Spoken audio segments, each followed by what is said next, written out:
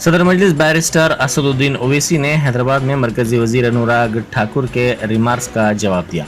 सदर मजलिस ने जलसे से खिताब करते हुए कहा कि औरंगजेब और बाबर से उनका कोई लेना देना नहीं है। उन्होंने कहा कि यह बादशाह तारीख का हिस्सा है। उन्होंने पूछा कि मरकजी वजीर का ताल्लुक क्या आर्यन नस्ल से नहीं है। उन्होंने कहा कि इस मुल्क में सबसे पहले कबायली और फिर द्रविडियन लोग आए।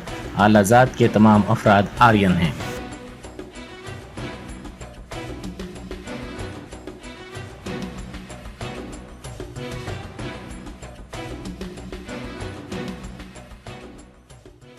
ओवैसी का नहीं कोई आता पता जब से आई।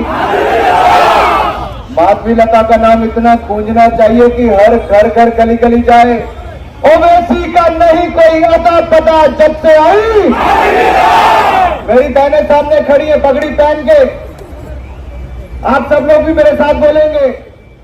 मगर देश का वजीर आजम अफसोस हो रहा है। एक इनका वजीर आया हैदराबाद में आके बोला कि असदुद्दीन ओवैसी औरंगजेब से उसका ताल्लुक है। अच्छा, इनके जो वजीर साहब हैं उन्होंने दिल्ली में कहा था देश के गद्दारों को गोली मारो, गाली देकर कहा था देश के गद्दारों को गोली मारो डैश डैश डैश। आज उन्होंने आके हमको औरंगजेब, अरे औरंगजेब से मेरे को क्या लेना देना, बाबर से मुझे क्या लेना देना, मुझे क्या करना है इन बादशाहों से, तारीख का हिस्सा है। औरंगजेब की बात आई तो फतवा आलमगीरी हमारे लिए सर आंखों पे है। मगर नहीं, औरंगजेब, तुम क्या आर्यन रेस के नहीं है तुम लोग? मुंह खोलूंगा ना तो चट्टा बट्टा ढीला कर दूंगा तुम्हारा। अरे ये मुल्क अगर किसी का है, ये मुल्क अगर सबसे पहले इस मुल्क पे कौन आए? आदिवासी लोग, फिर द्रविडियन, ये अपर कास्ट जो आलाजाद के लोग हैं, ये पूरे आर्यन हैं। ये कहां से आए? ईरान से आए। अब जो मौजूदा रशिया के स्टीव से वहां से आए। अरे ये मुल्क तो मैं अगर तुम ऐसा बोले तो द्रविडियन और आदिवासियों का देश है।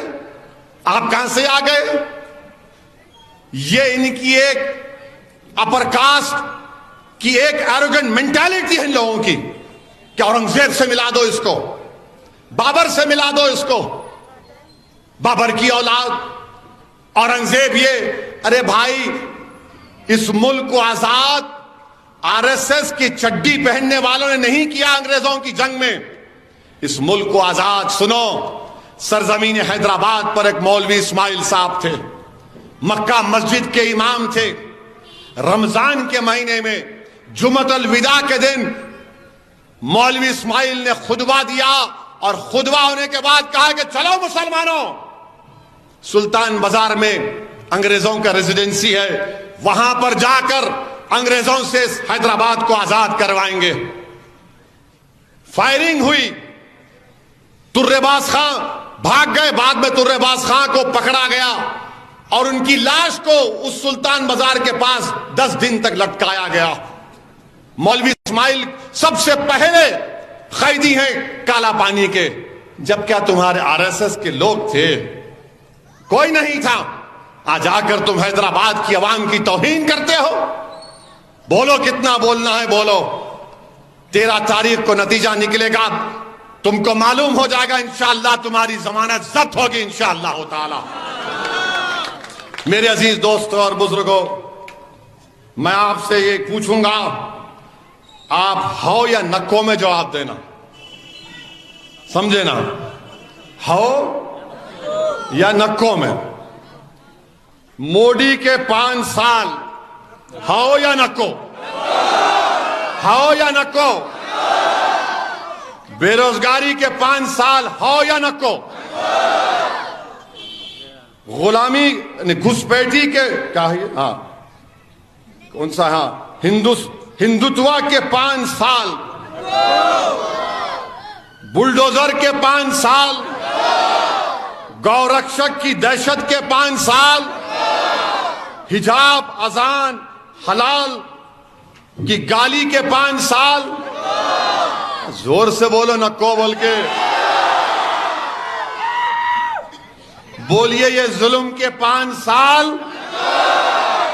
बोलिए ये जुल्म के 5 साल अब पप्पा को मालूम होगा।